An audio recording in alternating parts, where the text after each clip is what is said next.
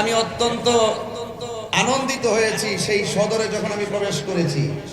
যারা আমাকে কখনো ফিজিক্যালি দেখে নাই, স্কুলের ছাত্র ছাত্রী, রাস্তাঘাটের অ্যামাইজিং ফিগার, একদম তরুণ যোদ্ধারা, তারা আমাকে দেখে দেখে বলতেছেন এই যে তাহির হুজুর চলে আসছে। ওরা আমাকে কখনো বাস্তবে দেখে নাই, ওরা আমাকে গাড়ির ভিতরে দেখে দেখে যেইভাবে তাহির হুজুর বলতেছে, এর দ্বারাই প্রমাণ হয় যে এই এলাকার ছোট থেকে বড় পর্যন্ত আমাকে না দেখলেও তারা কোনো না কোনো ভাবে আমাকে চিনে। কথা বলে ঠিক কিনা?